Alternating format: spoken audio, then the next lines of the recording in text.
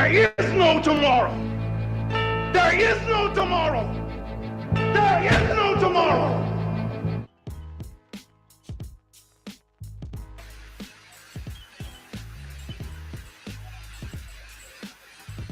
Happy Tuesday, June 11th. Big boxing week. Seems like every single week is a big boxing week. I want to shout out nobody. Nobody's in the chat yet. So I want to shout out nobody. While I wait for some more folks to jump in, don't forget this. Subscribe to your boy right here. Subscribe to my YouTube page and you can win a once-in-a-lifetime, no expenses paid trip to check out the boxing memorabilia in my garage and in my home office. You can come hit the heavy bag and go through the hundreds of boxing magazines I have, and even take a picture with a life-size Oscar De La Hoya cardboard cutout that I took when I was at HBO. Subscribe now for your chance to win all of this.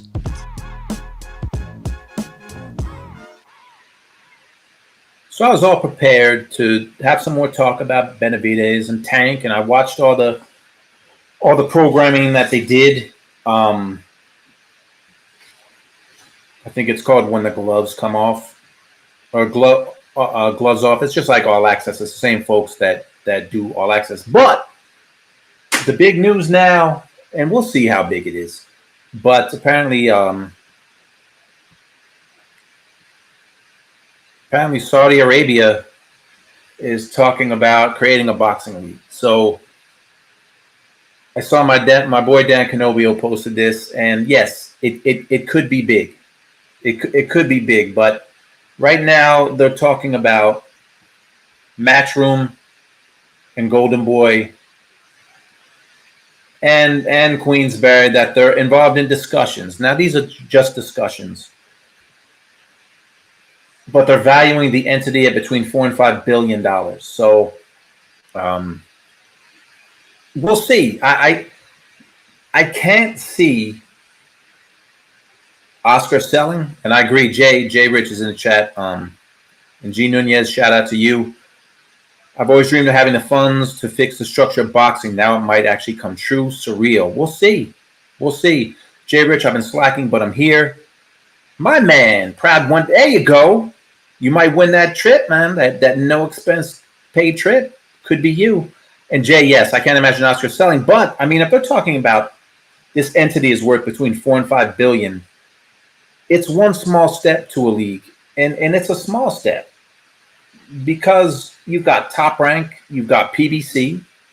Now, if you have someone buying Top Rank, PBC, Golden Boy, and Matchroom, and Queensberry, then you have you've got a legit league. But I don't know. I'm just very apprehensive. I think, of course, if I owned a business, you're going to listen to business opportunities. If someone wants to buy your business, you're going to hear them out, especially when it comes to the Saudis, who have the money to do pretty much whatever they want. So these are articles that are making the rounds that they're holding talks. So, you know, people don't get too excited.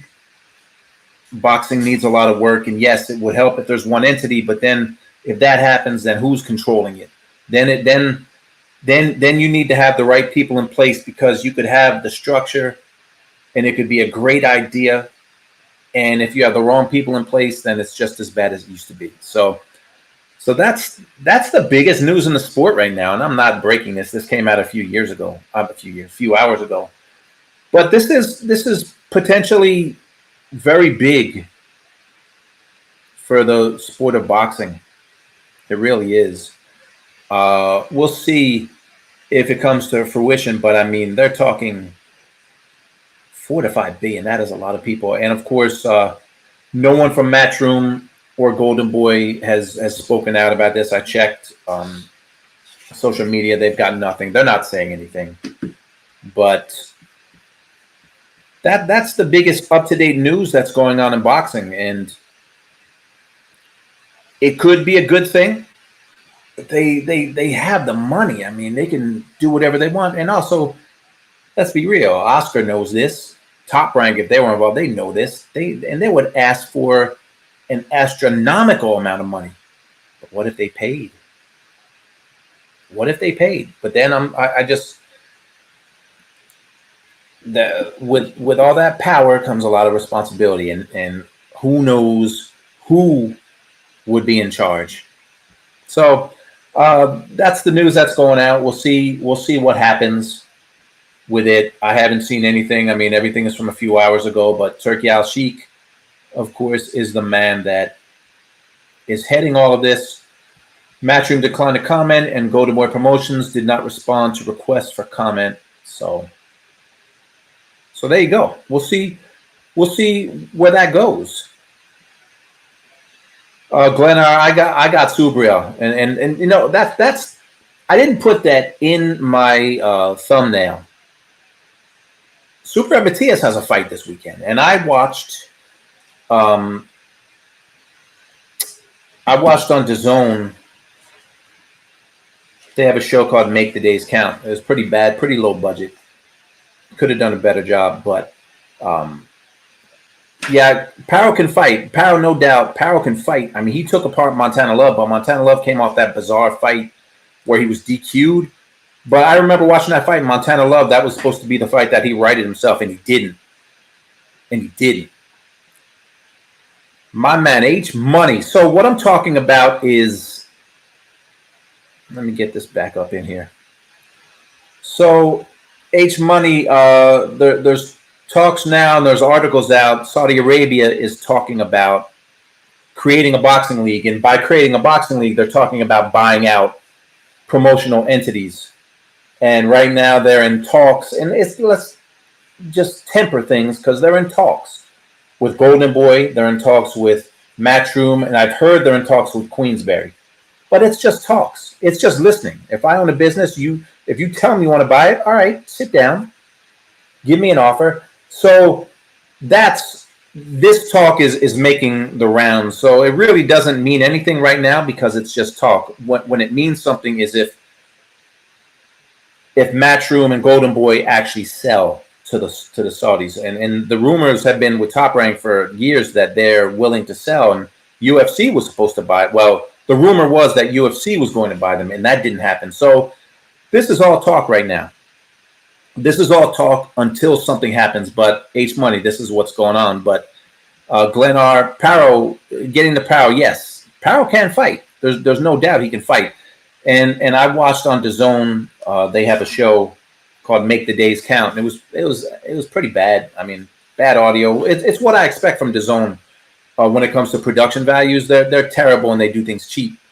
But it was good to see that they at least had something. And Subriel Matias says he wants to punish him. He wants to be the best fighter at 140, and he wants to unify. I hope he gets the chance to unify. But I feel like that fight's been lost. Everyone's talking about Tank and Benavidez. H Money, Georgia, like this idea of starting a league. I think it'll be good for boxing. We'll see. I hope so. But it's just talk. And then you have to have people who are in charge and who actually run it. Because when boxing was around back in, the 40s, 50s, 60s, it was corrupt. It was super corrupt. I mean, most say it's corrupt now. Watching the Grand Rivals, had to get up the chat. I can't believe these so-called boxing fans today. The amount of disrespect is crazy. Yeah, you know what? The boxing fans today, it's a lot of whatever. I can't watch Grand Rivals for this fight. Grand Rivals to me, it's something grand. It's something big, like some big unification. No offense, but I'm just not watching the Grand Rivals for this fight. Glenn R. If Matias wins, there's no way the other belt holders will ever fight him. The only hope would be Saudi money. Yeah. And that's the beauty of Saudi Arabia. But are people paying attention to Subriel Matias? Because he does have a fight, and he does have a tough fight, and he's in a great division. I can't even say Ryan Garcia's in it because he's never fought at 140. But you have Devin Haney and a host of other people. And now just think, a month or whenever the Garcia-Haney fight was, right before that, most people would have picked Haney over Matias. Now, no one Haney fans will pick him, but Subriel Matias, he's the truth, man. You saw his fight with Ergashev. He took Ergashev apart like he wasn't even a professional. After the first round, he was like a tidal wave. And I respect Chris Algieri and Paulie Malignaggi, and they talk about his lack of defense, and they say, man, you have to have defense in this game. You have to have defense to be an elite fighter. Agreed. But this guy brings it, and if you can't do anything with what he brings to the table, then you're in trouble. You're in big trouble. I think Matias is going to win this fight. And Andrew Charles, salute to you. Make sure you guys subscribe.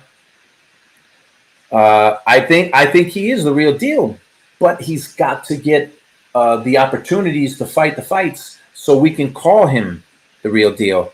Glenar, he looked better defensively against Ergashev because Ergashev, I mean, that fight stopped being close after maybe 2 rounds. Like you could see what was going to happen. Now, G. Nunez, now we're thinking alike. Pitbull and Matias, that is what, as soon as Pitbull won his fight, that's the fight I want to see. You got Mexico and Puerto Rico, which of course is always massive, but the styles that they have, nobody backs up. So something has to give. My man Trick, who knows everyone in the boxing business. What's up, Trick? But you know that this Super Matias fight, it's kind of gone under the radar, and it's on DAZN. It's on Saturday night, and it's on at the same night, which this is boxing, the same night as Tank and Benavidez. And I watched Tank and Benavidez. There was 2 episodes of a show, Take the Gloves Off or something. Gloves Off. Gloves Off is what it's called, which it was good. I mean, it's the same people that do All Access, so they do a good job. But it was 2 episodes. It was 34 minutes combined. So 18 minutes and 15. I'm sure they're under mandates and maybe they didn't have the money to do longer shows, but I'm glad that something was on there. But it was really good. The first episode focused more on Tank and Martin, and the second one was really all in Benavidez because Vodstik, they gave him like 20 seconds to talk, which you would have thought there was more. And a lot of people seem to think, yes, that what a fight that would be. A lot of people, somebody was talking today on a show, and they were saying that Benavidez could lose this fight because all he's thinking about is Canelo. I don't think so. I mean, he moved to 175 because he's not thinking about Canelo. Why would he stay somewhere where the guy's not going to fight him when you've got challenges at 175? You got Beterbiev and Bivol. So it's cool to see a guy that's the same size as him because Vozdek is tall, maybe taller than him. But Vozdek is 37. It's hard for me to.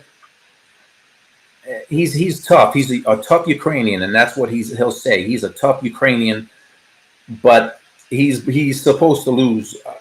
Vozdek gave Beterbiev. Watch that fight. That was in 2019. It was a close fight. I think one of the judges might have had Vozdek up when he got stopped late, but that was 2019. Then he took 4 years off. He fought 3 people last year. And the 3 people might have been people in this chat. I think he beat Trick. No offense to you, Trick. Gene Nunez and Glenn R. I think those were his 3 opponents. I'm just playing with you guys. But he fought no one, so you don't know what's left. We're going to know after 3 minutes, we're going to know what's left. Gene Nunez, I'm intrigued about this fight. I was impressed with Power beating Love. Yeah. It was impressive because he was supposed to lose that fight. I believe Love was the favorite. Glennar, I like the Teo versus Matias fight. Matias comes forward, which suits Teo's counterpunching. Be a great fight. I agree. James S., how do you feel about Benavidez training in Miami now? Is it too distracting? I mean, I would think that his team knows him best. Glennar said took him to a decision when I said the opponents. We'll see. We'll see if it's distracting. He has his family with him, so I don't think he's doing anything crazy. I saw the show, and he's got his wife or his partner and his 2 kids with him. So, and his dad trains him. So it seems like he had issues before. I don't think Miami would be distracting. But look, we'll see after the fight. I saw this, Jay. Benavidez said he's whooped Godzik ass 3 different times in sparring. It means nothing, but it does mean something. You know, it does. I know whoever got the worst of it, well, they always say it means nothing, but trust me, in his head, because Tank and Frank Martin, they had beef and sparring, and they both have their own stories, so it means something. It means something. Jay Rich, he said it was hard to get guys to train with him in Washington. Oh, man, my man Jeremy doesn't have his camera. I don't have my camera, but I will jump on if you. I got you. I'll get that link out there. And that's true. Sparring is sparring. That's what it is. That's why it's called sparring. And now everyone releases sparring now, and I've seen guys spar, champion spar, that have looked terrible and have gotten handled for like a couple of rounds by guys with very little fights. But those champions, they just came off of a day where the day before they had 2 workouts. They ran in the morning and did strength in the afternoon, and then maybe some boxing at night, and then the next day they sparred, so they're worn down. I also know the mentality of a lot of these sparring partners. They come in to shine. They want to look good.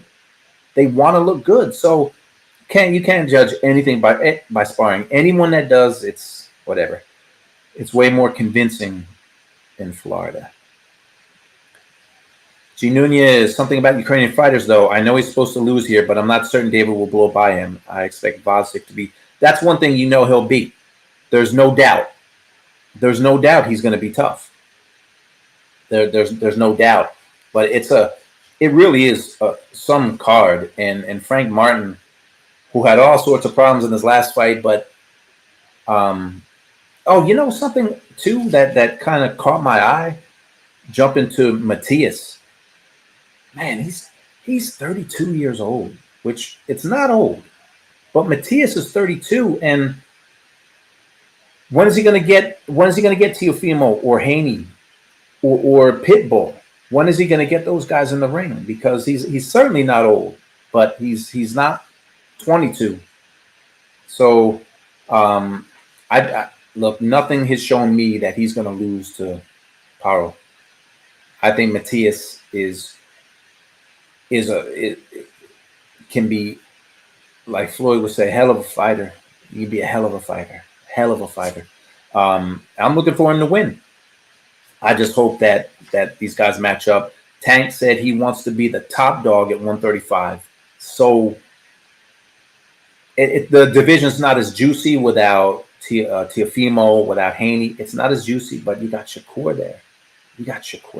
So, hopefully he wants to fight. Hopefully they fight. Glenn, our thing about Eastern European fighters is that they know how to win rounds. David can't outpoint him if he's anything like he was in 2019. Well, that's the question, isn't it? That's 5 years ago. He's 37, and he's rusty, and he hasn't been in the ring with a world-class fighter since 2019. So David can outpoint him. David can outpoint him because he just is going to keep coming, and he's not going to give him space. He's not going to give him room, especially if nothing's coming back. Benavidez is around 6 to 8. I think it may go longer than that, but these are the question marks. I mean, I certainly am not great at picking fights, but Vosik might come in the ring and have nothing at 37 and hasn't been in the ring with anyone since Benavidez in 2019. So, but Benavidez, I'm picking to win that fight. I'm picking Tank to win that fight too, and I'm picking Subriel Matias. I think Matias may stop this kid, and I know he's tough. But what's that movie? $1 Million Baby? You guys saw that movie. Clint Eastwood. What'd he say? Tough ain't enough. And unless it's going to take someone special to beat Subriel Matias. Is Powell that? I don't know. We'll see. Did you see Adonis versus Crawford sparring? She just makes me question if Crawford can have a chance at beating Canelo. But that's just it, though. It's sparring, and you don't know what kind of workouts. You don't know what kind of workout Crawford was coming through. He might have been working on certain things. They said that Ali used to look terrible in sparring, and then in the fights he would do what he does. So to base things on sparring, you take a risk when you judge things off of sparring. Tank the top dog. No, I didn't say he was the top dog. I'm saying he wants to be. He says he wants to be the top dog. Exactly. He'd have to fight someone. Not sure if anyone cares. Just Jake Paul versus Mike Perry. Get out of here. J. Rich Power might mess around and win by decision. I would be surprised. And I'm not jumping on the bandwagon with Matias, but he looks better and better. I know he lost that one fight, and there were a lot of circumstances why he lost the fight. He came back and knocked the guy out. And Ergashev, who some people really thought he was going to give Matias a run, Ergashev got dismantled when they fought. He got dismantled. Trick. Georgia saw a video by a YouTuber do a video saying Terry Norris was the best super welterweight of all time. I disagree 1,000%. If there's a number, no way he beats Hearns, McCallum, and Curry. Come on. Well, that's the beauty of YouTube. They can say anything they want. Terry Norris was a beast, but Terry Norris didn't even beat everyone in his day. And as a matter of fact, now, am I right or wrong that he got destroyed by Julian Jackson? He got destroyed. So, you know, these YouTubers, man. I mean, look, I don't pay attention. I don't pay attention. But yeah, he got destroyed by Julian Jackson. He got knocked out in like 2 rounds.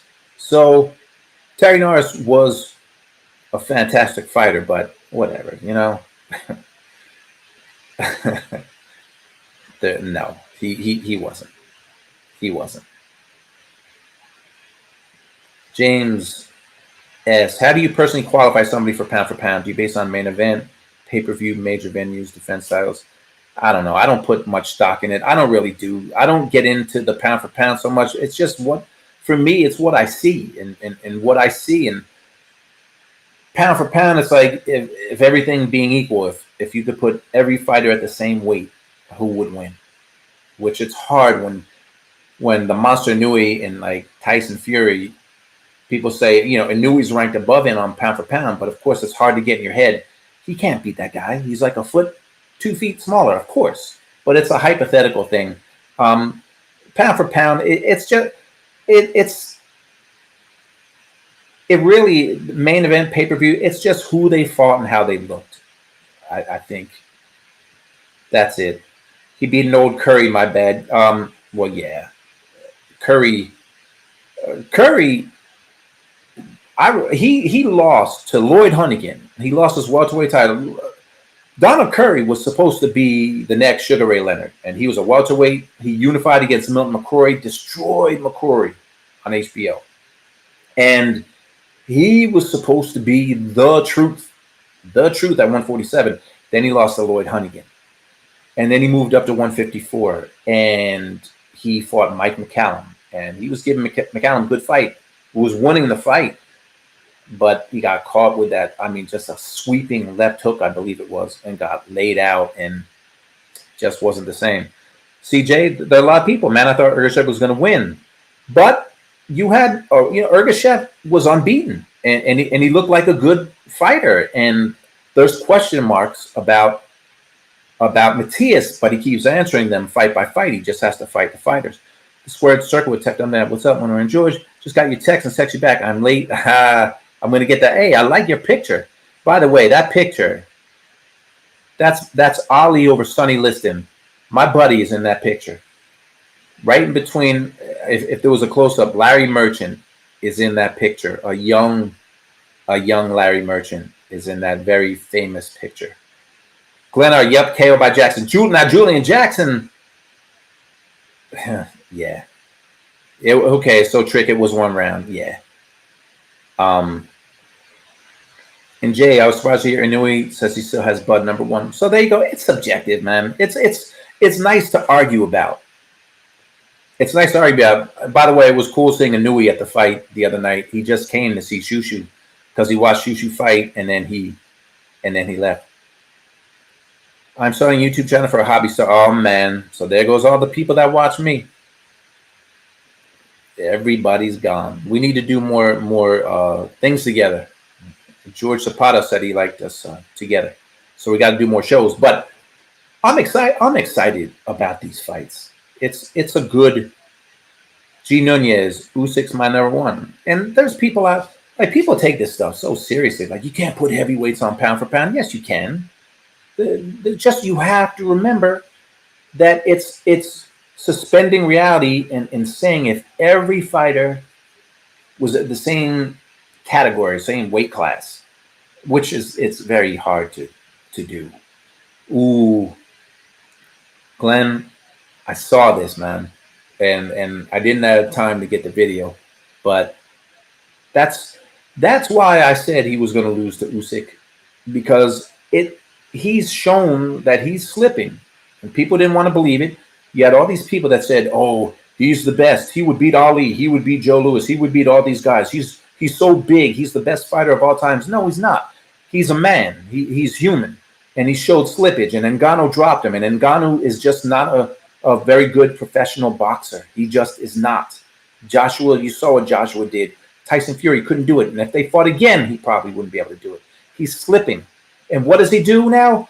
If you haven't seen it, like Glenn says, Tyson Fury was escorted out of a pub. If you believe that was yesterday, it sure looked like Fury. So I believe it. He's doing himself more damage. Usyk's going to win this rematch. He's going to win this rematch probably easier because now he knows he can hurt him. So, yeah, it was a bad look. It was a bad look for Fury. Wonder G, what the name meant, then see you struggle with the cam last episode. Wonder G, what the name meant, then you see you struggle with the cam. Man, I need to take a sip because I'm not sure. Jay, I'm not sure exactly. Are you driving the truck, Jay? But I'm excited about these fights. But this boxing league, let's go back. Let's go back to this. So this there you have it. You look it up, and you can see it. I'm sure more news is going to come out, but they're calling themselves the Saudi Wealth Fund, the Boxing Saudi Wealth Fund. CJ, I knew it. Be careful, man. See, I could tell because I couldn't tell what your text meant. I couldn't tell what your text meant. Be careful. Be careful out there. So this is the biggest news, but it's just a story right now. People are going to run with it, and they're going to say how this could save boxing and woulda, coulda, shoulda. Nothing's happened yet.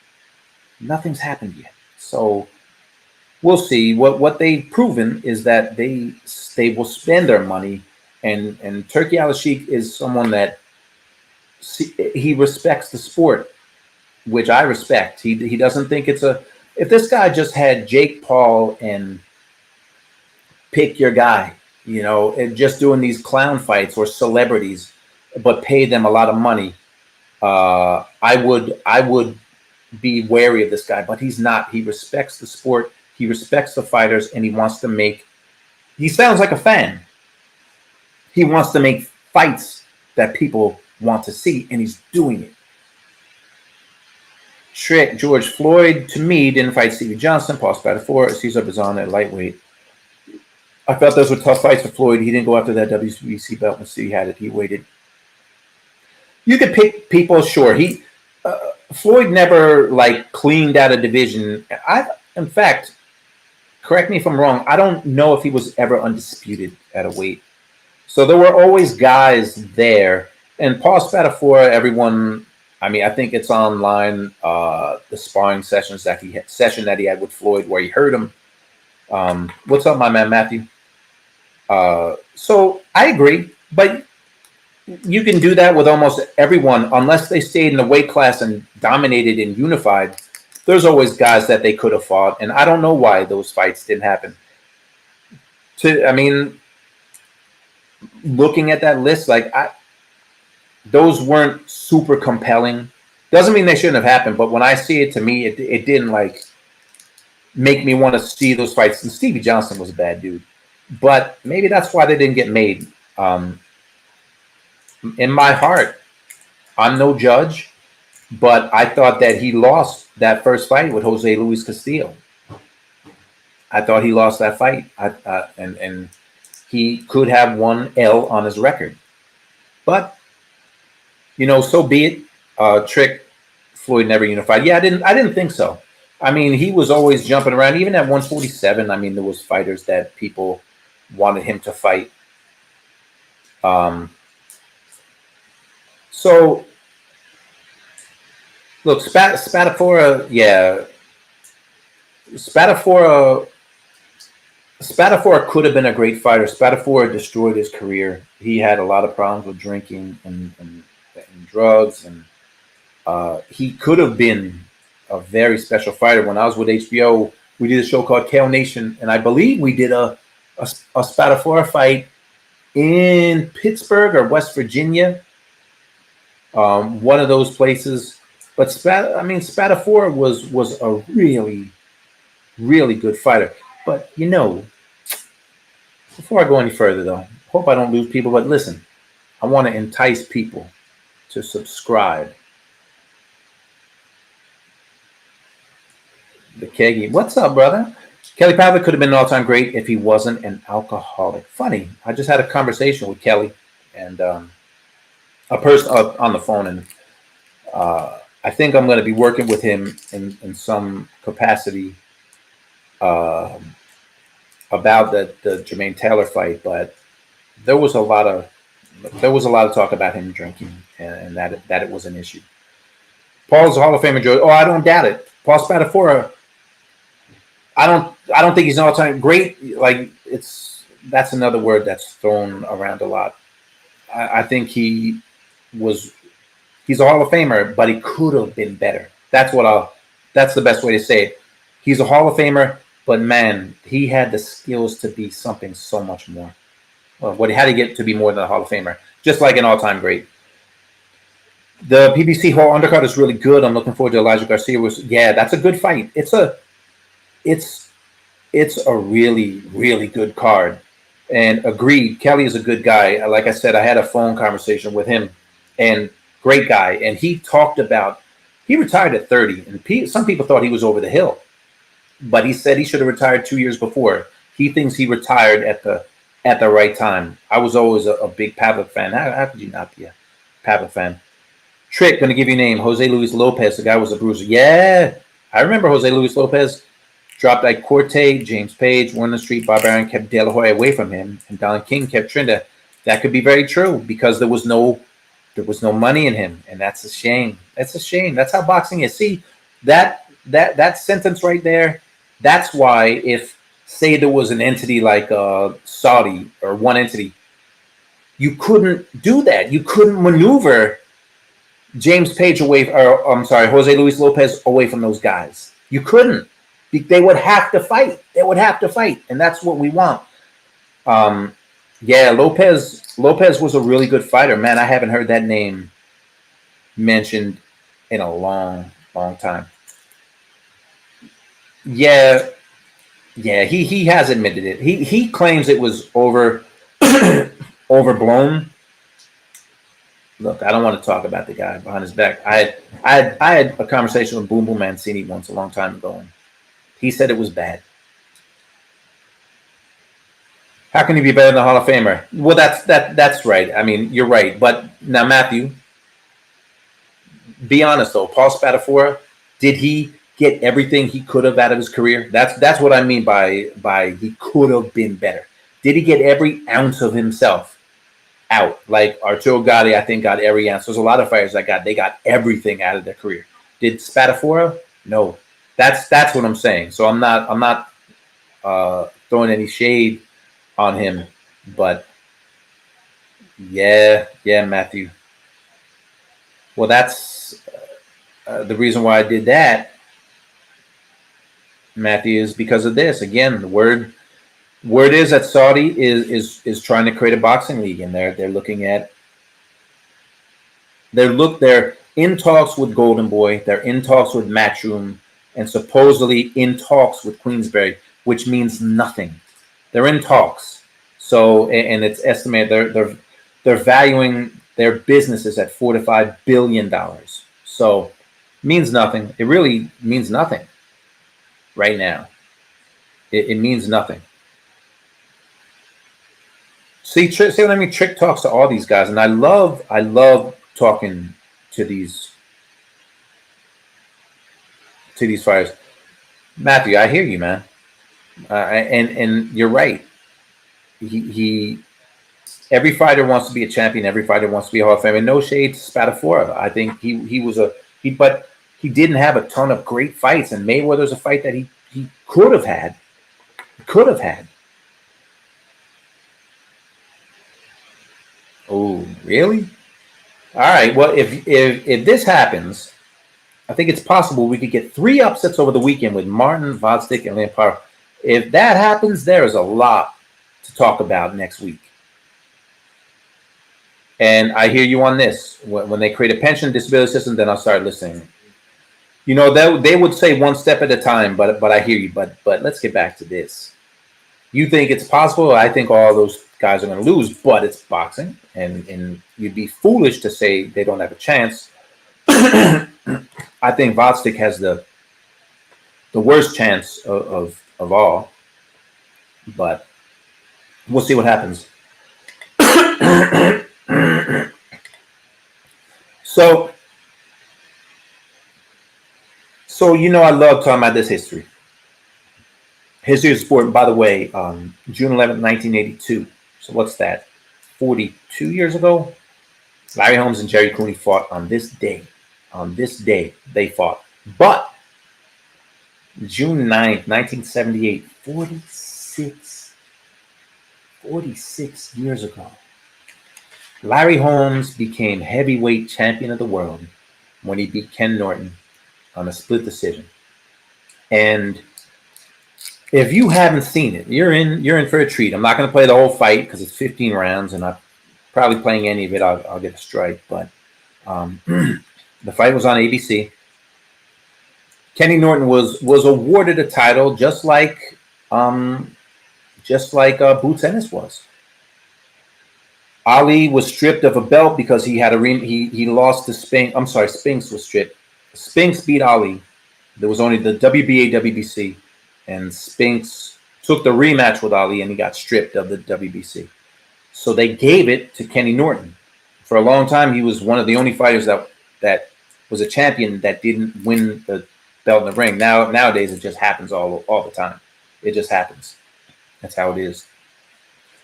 So Kenny Norton's first defense was June 9th, 1978, against Larry Holmes. And I want to play Howard Cosell. Howard Cosell did pre-fight interviews. Temperature is 110 degrees here at poolside at Caesars Palace in Las Vegas, Nevada. So first of all, whose genius idea was it to do interviews with fighters outside Las Vegas, 110 degrees? Like, whose idea was it? But anyway, I'll play some short clips from the WBC champ, Kenny Norton, and then Larry Holmes. But so far, it hasn't laid a glove on Kenny Norton. And his hope is that Larry Holmes won't either. Question number 1 for you, Kenny. How are you going to fight this fight against Holmes? Well, basically, Holmes is a fluid boxer. He moves from side to side. He has good movement around the ring. He has a very good jab, so what I'm going to have to do, I think, is apply a lot of pressure and try to nullify his jab with my jab. His is a little faster than mine, but I think that I have more impact when mine hits. Now, you mentioned Ali and Holmes trying to emulate it. It is a fact that Holmes has expressed contempt for you. It is a fact that last Tuesday, you and he were in a pushing contest. Do you have it within you to hate Holmes? I don't know if we would call it hate, but I can say that I dislike the man intensely. The way I've been raised, hate.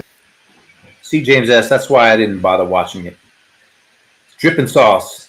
I like the interview outside. Hey, there you go. But did you hear Howard Cosell? 110 degrees by the pool, Caesar's Palace. Anyway, here we go.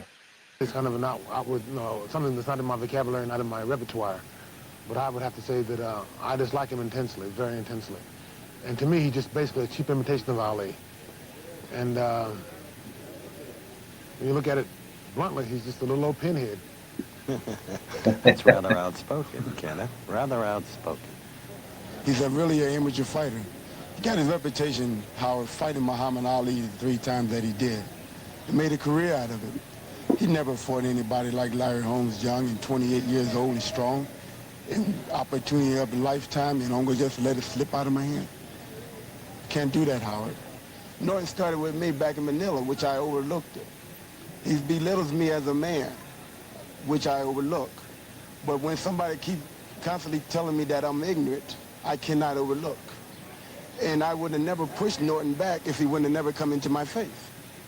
So the only thing I have to do is get the man out of my face and show this man I'm just as much as man or more man than he is. So that was the setup. Those were the those are the interviews that ran before the fight when boxing cared about doing stories on fighters. That hairpiece must have itched bad. Man, Howard Cosell's hairpiece must have been killing him in that sun. And it didn't look like they did it under a tent or anything. And I was like, it's 110 degrees here at ringside. It's hot here in Houston, but I went to Vegas for the first time. It was so hot. I saw Superman in the cab. Man, I remember once, like a dummy. This was a while ago. It was 117 degrees. So I went out for a run. Like 20 minutes. And it literally, now I know, well, now I think I know how it feels to be inside a microwave. Because I wasn't sweating on the outside. I was sweating on the inside, like furiously. So let's get back to 46 years ago, Holmes and Norton. Yeah, it was mainstream TV. So I'm about to play. This is one of the, if you know your boxing history,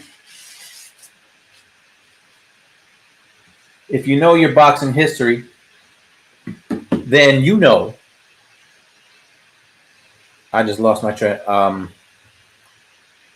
I lost my total train of thought. That's what I get for looking at the phone. But this was 46 years ago. Oh, sorry. If you know your boxing history, people talk about the 15th round, and this was 15 rounds. They talk about the 15th round of Norton versus Holmes.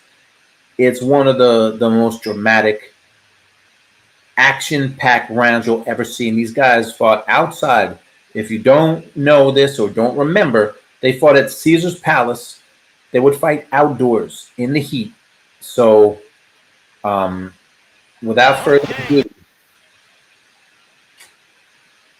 right now, the build-up. Squared circle, the build-up. What happened to the build-up, George? It is key. You talk about me building this fight up? Look, I don't need to spend too much time. I built it up from the fact that Larry Holmes was unbeaten. Kenny Norton was declared the WBC champ, never won his belt in the ring. Leon Spinks was stripped of his title, and Kenny Norton had become champion. This was his first title defense, and this is round 15. If you haven't seen this, oh yeah, I got you. I don't know. Squared serve. Oh my, it's you. You changed your name, Jeremy. I don't know, man. We've talked about that before. We'll have shows where we just talk about that, because I saw a terrible show. Well, man, I sound like now I sound like a hater, but the show that DAZN did on Make the Days Count on the Matias Paro fight, it just wasn't good. I mean, sometimes Matias wasn't mic'd up. Like, it's just like, pay attention. Somebody got paid for that. Someone got paid for that. If I was there, whatever. Now, trick, they didn't have email back then. So you just call him the first male champion, meaning M-A-I-L, not M-A-L-E. But yes, for a long time, he was the trick question. Yeah, that the show, it was super cheap. It was super duper cheap. That's what DAZN does. DAZN does not care. I'm sorry. I love the analysts. This is nothing against the analysts. The people that talk boxing, this is not a hit on them. I'm talking about the production people. And now at least they got a guy, Chuck McKeon, who knows boxing. Maybe this will help. But the people at the zone don't care about the fans. They don't care if you can hear the fight. They don't care if you can see the fight. They don't care if they get facts right or wrong. They don't care about pre-fight buildup. And they certainly don't care about quality when they do shows like the show they did on Matias and Parrow, which should have been better. But anyway,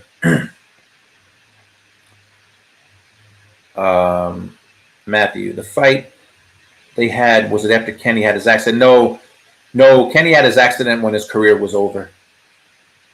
His career was over at that point. See, I'm building up the suspense for round 15. Okay, yes, audio is more important in interviews to me than actual video. Well, that's because you're obviously smart. And I think some of these people at the zone, I'm not going to say they're smart or not. They obviously don't care. They don't care about quality. They don't care about the boxing viewers, just like they don't show the corners. They don't mic the corners. You can't hear what the corners say. But anyway, we're not here to bash anyone. We're here to celebrate some boxing history because this is not done enough. Trick Nolte does it. Some other people do it. So some people do it, but it should be done more. It should be done more. This is the historic. Wish I had a drum roll. I should be corny and get all sound effects like everybody else. But this is round 15. Kenny Norton defending his WBC heavyweight title against Larry Holmes. Kenny Norton had several shots at the title. He had 3 fights with Ali. A lot of people think he won all 3. He did win the first one. His first shot at a belt was against George Foreman, and George Foreman destroyed him in 2 rounds in Caracas, Venezuela. He had another shot in 1976 against Ali in Yankee Stadium, and a fight that he thinks he was robbed in, although he did give that 15th round away. Was given a title.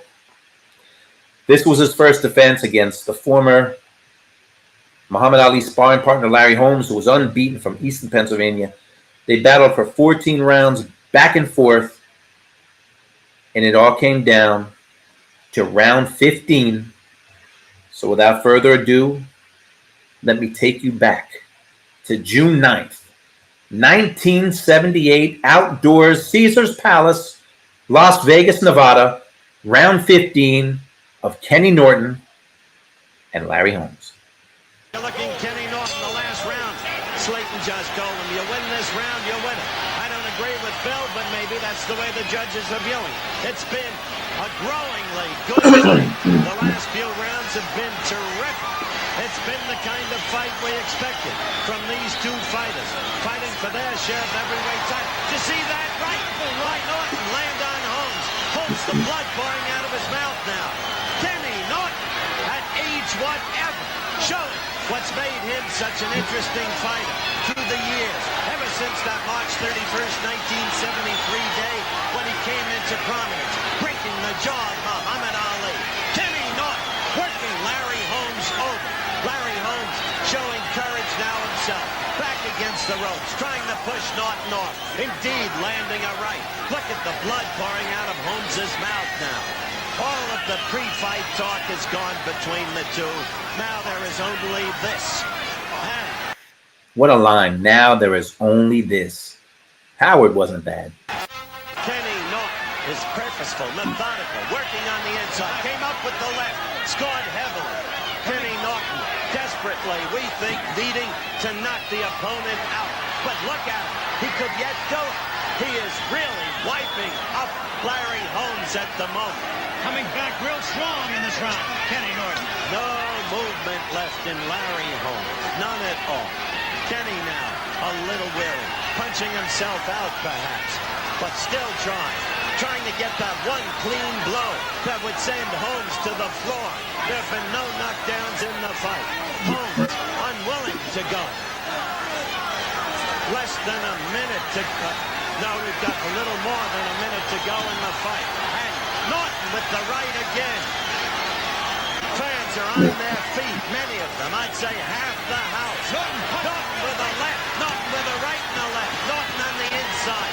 Norton, who has come to life in the late rounds, despite a round where Holmes excelled in the 13th.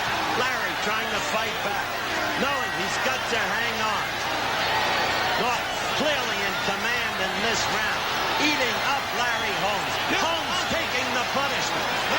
wants to know if Holmes can take it. Look at this. Larry Holmes' mouthpiece just fell out of his mouth. Larry Holmes standing up to the very best Norton can offer. What are they going to say now? I guess that Norton can't punch. I'll give Holmes the credit for courage. He's barely standing on his feet. He was sidewise a second ago, but he is still standing and trying to throw his own left. We have less than 50 seconds left in the fight. Kenny is tired. The sting has gone out of his punch. He's punched himself out. The fight, and a great fight, has come to an end.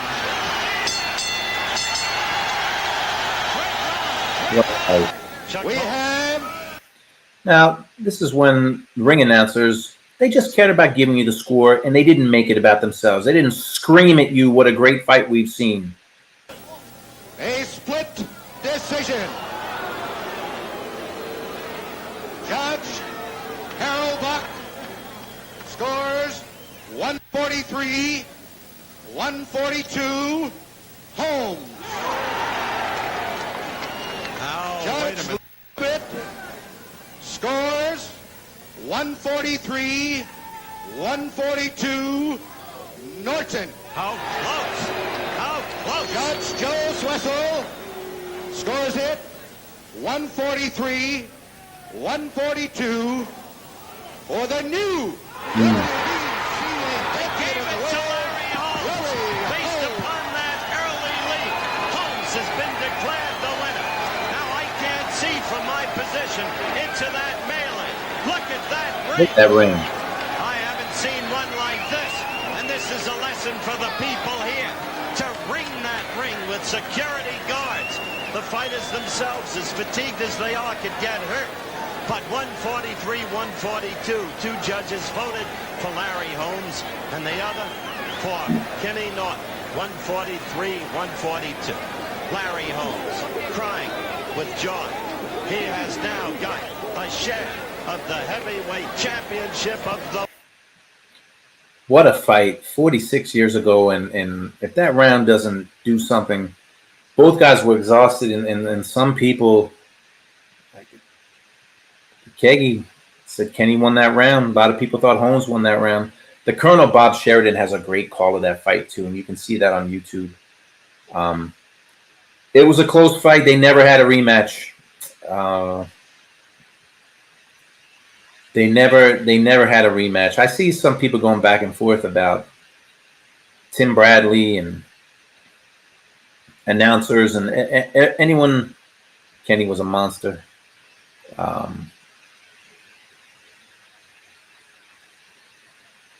And I think some people think that I can't find it, but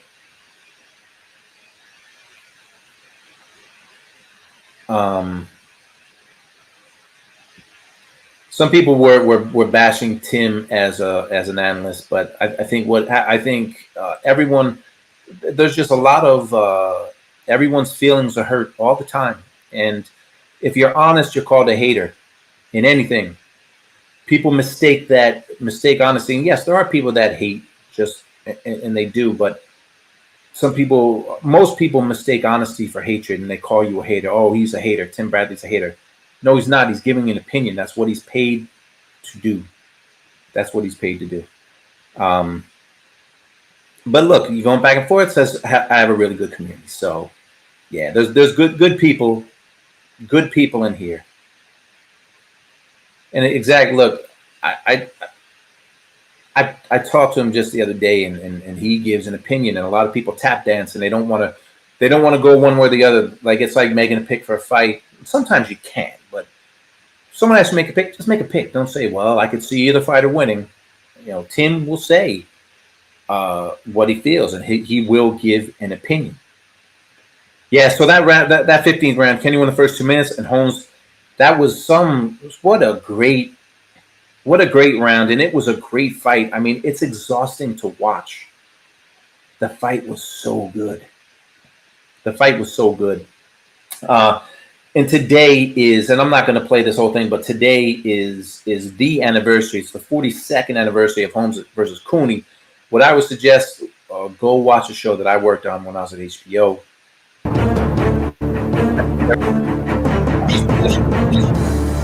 Hello, I'm Jim Lampley. Welcome to this look back at the stories behind Holmes Cooney, one of the most memorable fights in 30 years of boxing on HBO. It was a given that whoever succeeded Muhammad Ali as heavyweight champion would suffer by comparison in the public eye. That Larry Holmes was more a technician than a lightning bolt, more a worker bee than a cult icon, only made his road to glory that much rougher. And when a power-punching, New York-based Irish-American challenger came along to face him, it was perhaps written in American granite that their confrontation would be not just about hurt, but also about hope. White hope. Anyway, Legendary Nights, go check it out. Just a fantastic show. I'm not saying that just because I helped win an Emmy, a sports Emmy on that show back in the day. Thank you. But you want to celebrate that fight, watch the fight or watch Legendary Nights. It was a great show. The Keggy, do you think Norton had a bad chin losing to Schaefer's Foreman and Cooney by early KO? You know, he stood up to Ali. Ali didn't have bad power. And Larry Holmes didn't have bad power. But when he fought those bruisers, I mean, the Schaefer's fight, I believe, was after this fight that we just saw. And it was a first-round knockout. And Foreman, no shame in Foreman. Cooney, by the time he fought Cooney, he was done. He was done. He was done. Matthew, people bash Shimmy for every reason they can think of. It doesn't even bother him anymore. But yes, and he's Matthew's talking about the Pacquiao fight, the victory, and it was a bad time in his life, and he's changed for the better. He's changed for the better. But check out that Legendary Nights, because 42 years ago, it was a great fight, and Larry Holmes just proved what kind of a fighter he was, and Kenny Norton. He's a former champ. You can't take that away from him. In the era that he fought in, I think the only fight people really wish they had seen was a fight with him and Frazier. They were training partners, so they never fought. But what an era it was! And he fought Ali 3 times, and many people think he beat Ali all 3 times. So there you go. So shout out. Love this history. Salute to Larry Holmes, who became a champion 46 years ago on June 9th. And then 42 years ago today, right now. They probably weren't in the ring yet. But 42 years ago today, Larry Holmes knocked out Jerry Cooney in the 13th round of a really good fight. Much closer fight on the scorecards than it should have been. But that's the hit. I just look. I love the history, but I want to end with Oscar De La Hoya. So I don't scan everyone's social media, but Canelo. So this was today. I believe this was today on Instagram, and Oscar makes me laugh. And I wanna shout out. Oh, Matthew says had to bring up HBO. Have to every single day. I got to give a shout out to Oscar. You know, he's still talking trash to Canelo, but this was on his Instagram today. So end the show with a little toast to Oscar De La Hoya, talking about Canelo. I just saw another video where you're still talking shit. All you say is, fuck him, fuck that. Oh, he stole from me. Well, obviously, aside from defaming me, why don't you look inside your own circle? Because I know for a fact that people are stealing from you. By the way, you lined my pockets. You made Munguia a shitload of money, all because you're afraid of David Benavidez. Fuck you. So, Oscar, salute to you. Sometimes social media can be funny, and this is one of the times that it was truly funny. So it's been an hour. I try to keep these for an hour. And yeah, make sure you search out those legendary nights and check out. And you watch the ones that have credits. You go in the credits, you'll see my name in the credits because I've worked on those shows. So I'm about to get out of here, but I just want to entice people to make sure you like and subscribe. You subscribe to One Round with George, you might get this.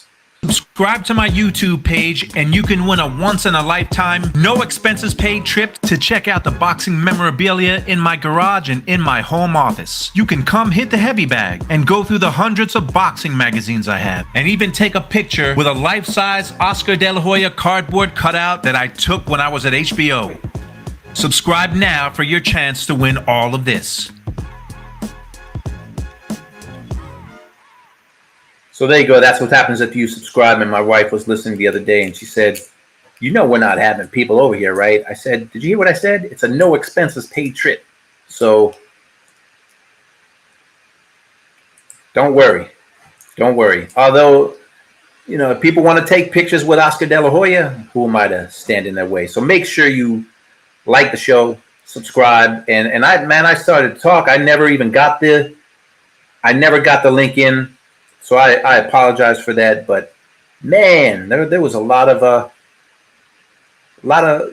things to talk about. Did you do one for Hagler Leonard? Yes. Legendary Nights, and I'm going to forget some off the top of my head, but Hagler Leonard,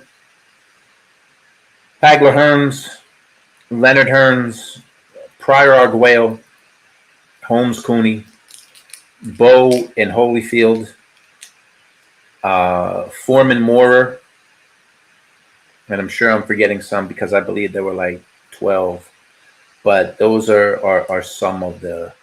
So Mike Tyson and Buster Douglas, Lennox Lewis and Mike Tyson. Supposed to be Mike Tyson and Michael Spinks, and they changed it, which I always thought was a mistake, but. It was a great series. It won sports Emmys, but really it was just fantastic storytelling, fantastic TV. When I was an AP when I worked on those shows. When I became a producer, we were supposed to do a second round of those shows, and I was going to get to produce them. And one of the fights I was going to do was Holyfield Foreman. So I was excited, and then it never happened. So, and then HBO left. Great show, brother. Man, I'm sorry I didn't get you on. So yeah, exactly. I'm home. And shout out to Oscar. Shout out to Oscar De La Hoya. Doc, appreciate you. Rolling with the punches. Don't worry after you check. Yeah, you know how it is. Matthew, I'm only going to ask you 100 more times. Do you have social media? We could spread your channel faster if you do. My bad. Yes, I do. I'm it's my name, George G. Jakovic on Instagram, George Jakovic on Facebook, and I'm on X as well. One Round with George, I think, is on X. But yes, I am. I appreciate you. Yes, I am on social media. I think this show might be on Facebook right now and X maybe. So, make sure the wife wasn't. Yeah, well, she was. So, yeah, she's always around. In fact, my wife asked me when her and her daughter were going to be on the next show. Maybe you'll get them on soon. Maybe maybe that'll be the next one. They'll give some picks for this weekend's fights. So maybe that's what we do. All right. Please don't offer me another photo with a cardboard cut out of Oscar. Angel Martinez, no, you are. I appreciate you. Hey, you know what? Oscar made me laugh with this. So he made me laugh with that. So we got good fights. We'll talk some more boxing this week. But again, love the history. Larry Holmes, to you and Jerry Cooney for that great fight 42 years ago. And cheers to Kenny Norton, the late, great Kenny Norton, and Larry Holmes for that sensational fight that you put on 46 years ago on June 9th and we played that 15th round, one of the greatest rounds you'll ever see in the history of the sport. So salute, cheers to you guys, cheers to boxing, and we'll talk soon.